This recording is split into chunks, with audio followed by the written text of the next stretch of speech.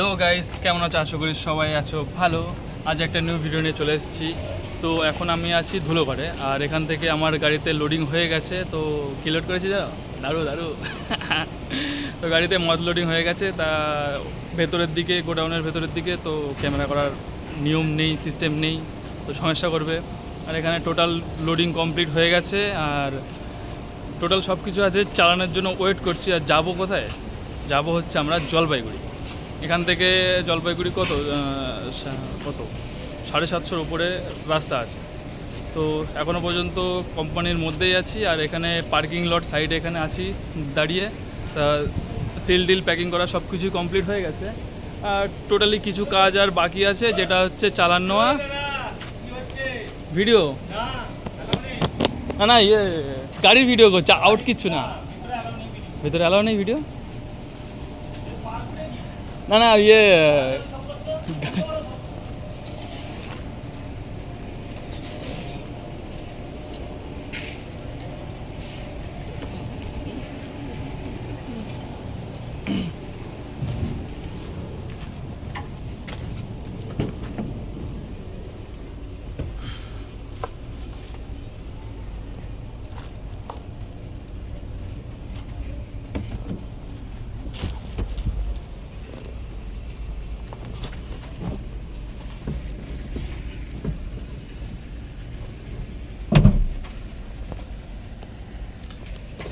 তো ভিডিও তো করতে দিল না, এবার বলছে যে এর মধ্যে ভিডিও করা অ্যালাউ নেই। এখন তো এর মধ্যেই বসে আছি, দেখি এখান থেকে বার হয়ে বাকিটা স্টার্ট করব। আমরা কলকাতা পার করে চলে এসেছি, এখন রাজবেরিয়া মোড় পার করলাম, আর সবে 34 নম্বরের ফুললেন রাস্তা শুরু হলো। আর এখন কলকাতার মধ্যে অনেকটা প্রবলেম ছিল বলে ওখানে শ্যুট করতে পারিনি। আর তোমরা তো দেখতেই পেয়েছো যে আমাকে কোম্পানির মধ্যে ভিডিও শ্যুট করতে দেয়নি। তার কারণটা না, কোম্পানি কী পলিসি আছে কি না আছে আমি জানি না, শ্যুট করতে দেবে না, বাট তা সত্ত্বেও একটু ট্রাই করছিলাম যদি দেয়। তো এখন এতটা রাস্তা চলে এসেছি, তো এখান থেকে অনেকটাই চলে এসেছি দেখতে। এখন যাবো, এবার সামনে একটা জায়গায় রেখে একটু জল খাবো, তারপর আবার ছাড়বো। তো কল্যাণী টোল, যারা ভাবছো যে কল্যাণী টোল চালু হয়েছে কি চালু হয়নি, বেশ কিছুদিন আগে খবর আসছিল যে কল্যাণী টোল চালু হবে। তো তাদেরকে বলবো কল্যাণী টোল এখনও চালু হয়নি। আজকে 20 তারিখ, এখনও কল্যাণী টোল চালু হয়নি, তবে আশা করা যাচ্ছে কবে চালু করবে জানি না। তো রানাঘাট ঢুকে গিয়েছি, আর রানাঘাট আগে যেটা ছিল সেটা সিম্পল রোড, রেলগেট পার করতে হতো, বাট এখন না, এখন ওটা পুরো ফ্লাইওভার করে দিয়েছে। আবারও সেই বেথুয়া টোলের টিয়ার, আবারও সেই এখান থেকে টিয়ার করে পার হলাম। এখান থেকে এখানে তো টিয়ার করাবে মাস্ক। এবার সামনে গিয়ে একটু চা খাবো। তো আমরা এখন দাঁড়িয়েছি বেথুয়া টোলে, আর দাদার দোকানের চাটা ভালো টেস্ট আছে। আর আমার সঙ্গে যে আছে রাজু ভাই, দেখো সকাল থেকে এখনও পর্যন্ত এনাকে ক্যাপচার করতে পারিনি, এই করলাম। এবার সেই ওই কিছুটা ভিডিও করছিল, আর মোটমাট ও তো একটা খাচ্ছে, আর আমার আমি চা ছাড়া ভালো লাগে না।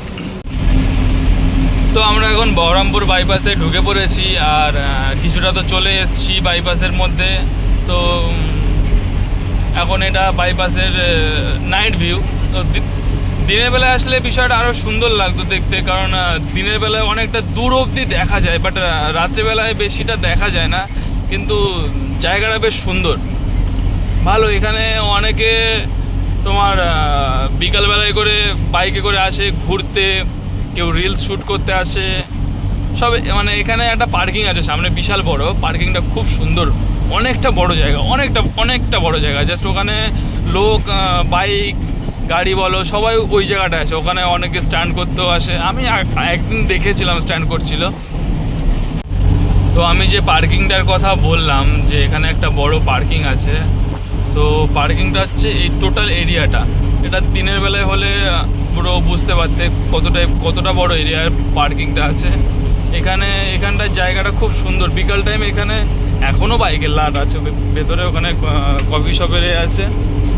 আর এখনও বহরমপুর বাইপাসের মধ্যেই আছে, এই টোটালটা বাইপাসের মধ্যেই পড়ে। আর এখানে একটা স্টপেজ আছে যেখানে আপনি চা কফি খেতে পারবেন। সো আমি কখনো এখানে দাঁড়াইনি, একদিন দাঁড়িয়ে দেখতে হবে, তোমাদের সাথে শেয়ারও করতে হবে।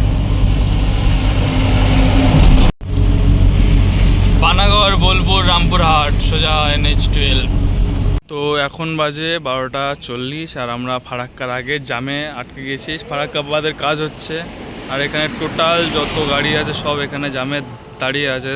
স্যাররা বলেছে কিছুক্ষণ পরে ছেড়ে দেবে, মানে ও মাথার থেকে ব্যারাজের উপর কাজ হচ্ছে, ও মাথার থেকে যখন গাড়ি মানে যখন ফোন করে বলবে তখন গাড়ি ছেড়ে দেবে।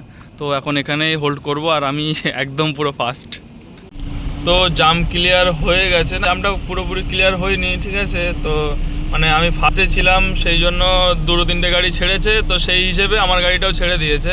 আর ব্রিজের তো কাজ হচ্ছে দেখতেই পাচ্ছ, পুরো রাস্তাটা পুরো খারাপ আছে। ফারাক্কাবাদের ওপরের রাস্তা দেখো, এটা হচ্ছে ফারাক্কার রাস্তা, এটা পশ্চিমবাংলা বস, এখানে সব কিছু হবে। তো এখন বার হয়ে গিয়েছে আর এখন বাজে 2:02 আর আমি এই ফারাক্কাবাদে এন্টার করে ফেলেছি। আর গাইস ফারাক্কাবাদের সাইডে জল, রাত্রে অন্ধকারে দেখতে পাবে না অবশ্য ঠিক মতো, কিন্তু যতটা দেখতে পাবে শুধু জল আর কিচ্ছু না।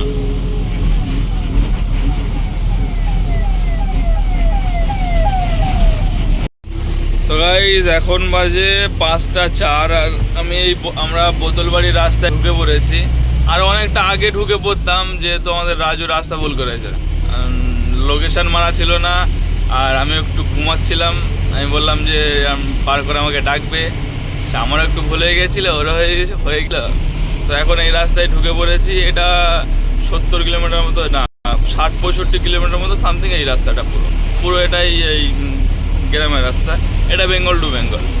আর মেন রাস্তাতে গেলে একটু বিহারের মধ্যে ঢুকতে হয়, যেহেতু বিহারে মদ ব্যান বলে, সো আমাদেরকে এই বেঙ্গল টু বেঙ্গলই মেরে যেতে হয়।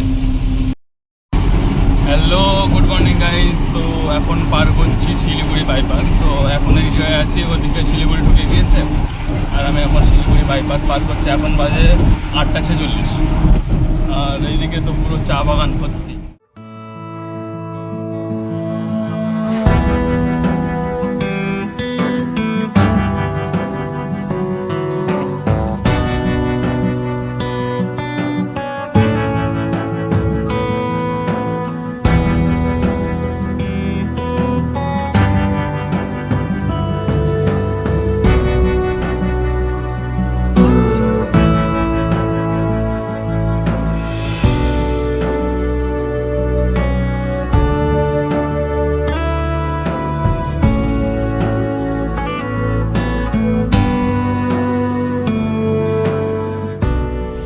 সকাল 9:14 আর এখন ফুলবাড়িতে এন্ট্রি করে ফেলেছি, ফুলবাড়িতে ঢুকে গিয়েছি আর এখন ঢুকবো আসাম গুয়াহাটি রোডে, যেহেতু এই রোডটা হচ্ছে সোজা আসাম গুয়াহাটি রোড। এটা আমরা চলে এসেছি 10টার দিকে আর এখানে এখন বসে আছি। এখন বাজে 10:30 প্লাস হয়ে গেছে আর গাড়ির মধ্যে বসে আছি। খালি হওয়ার চিন্তাভাবনা এখন নেই। আমি গিয়ে বললাম, চালান জমা দিলাম, বললাম যে দাদা খালি কখন হবে? বলছে বসো, তোমার একটা গাড়ি লাইনে দাঁড়িয়ে আছে আর একটা গাড়ি আমার আগে আছে, তারপর আমি 3 নম্বর গাড়ি, বলছে সন্ধে অবধি ওয়েট করো, তারপর দেখছি। আমি বললাম যে দাদা আজ তো শনিবার, যদি আজকে খালি না হয় তো কাল তো রবিবার, কালকে খালি হবে না। বলছে ওয়েট করতে হবে। তারপর এখন দেখি কি হয়। এবার গিয়ে ফ্রেশ হয়ে স্নান খাওয়া দাওয়া হবে, কারণ কালকে রাতে আমিও কিছু খাইনি, রাজুও কিছু খাইনি, শুধু চা খেয়েছি। চাতেই আমাদের চলছে এখনো পর্যন্ত, আর কিছু খাওয়া হয়নি।